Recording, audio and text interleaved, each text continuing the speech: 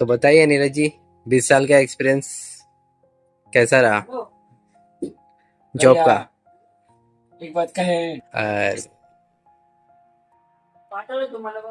कहे। रियल में बहुत बड़ा बहुत दुख और बहुत तकलीफ झेले हैं। बम्बई जिस लेवल से मैं पढ़ाई करके आया, गांव का पढ़ा लिखा, एकदम गांव का बोलते हैं तो एकदम रूरल जिसको बोलते एकदम गांव देहात, जहाँ पे रोड भी नहीं ढंग के, लाइट तो रहती ही नहीं थी। लैंप दिया, मिट्टी का तेल का ढिबरी जिसको बोलते हैं गांव में, वो ढिबरी में पढ़ाई किया मैंने भाई।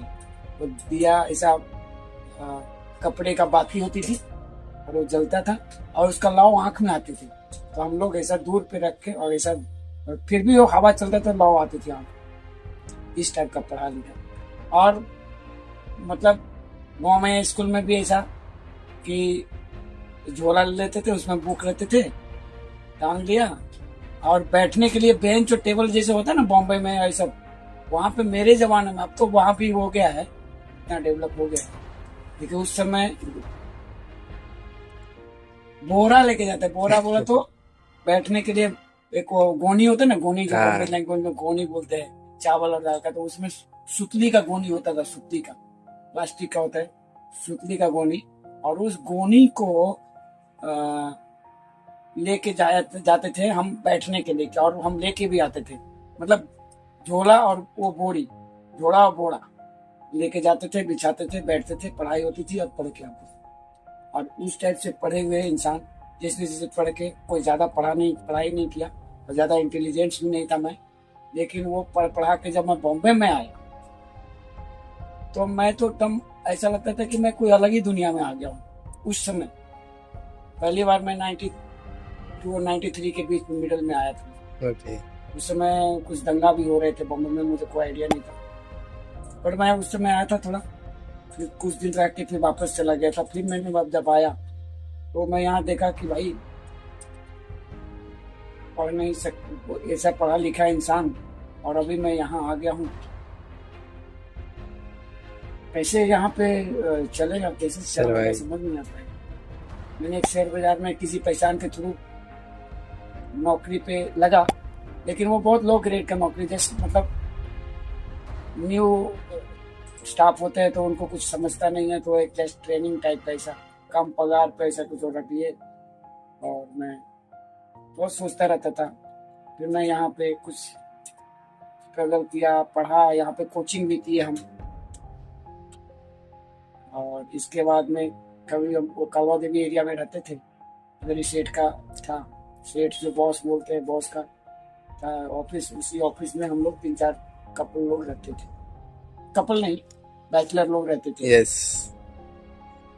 तो और वो कभी छुट्टी में संडे वगैरह को हम लोग घूमने के लिए मरीन ड्राइव पे या गेट ऑफ इंडिया वगैरह पे जाते थे। गेट ऑफ इंडिया पे जाते थे तो मैंने एक बार देखा, जो मेरा सबसे इंस्पायरिंग, सबसे जो मेरा लाइफ चेंजर जो था, और जो सोचने पे और कुछ करने पे मजबूर किया हमको, वो सीन था।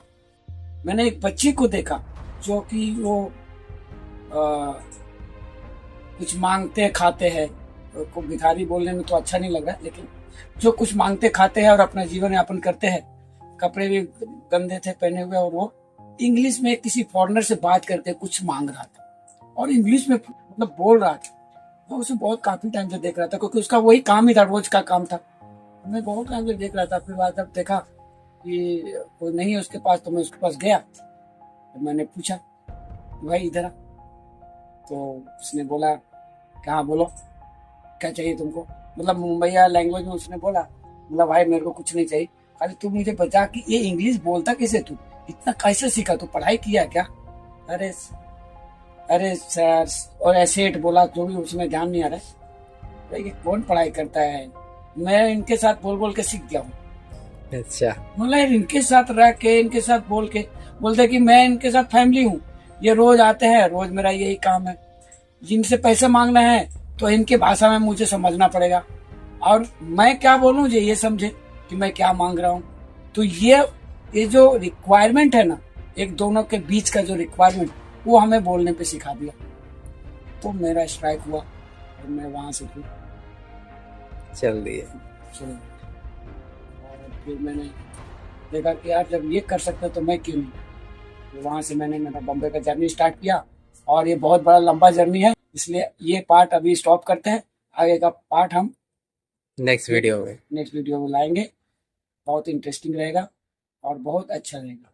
मेरे बचपन का कहानी भी बहुत एक अलग पार्ट में लाएंगे, जो बहुत जब मैं 6 महीने का था मेरी माँ एक्सपायर कर गई। मेरे पिताजी ने दूसरा शादी नहीं किए थे, मैं एक ही अकेला था, मेरा भाई बहन कोई नहीं था। और इस पे भी बहुत बड़ा एक वीडियो बन सकता है, तो मैं इसे भी मैं लाऊंगा मेरे बीच में, आप लोगों के बीच में, और बहुत अच्छा लगेगा।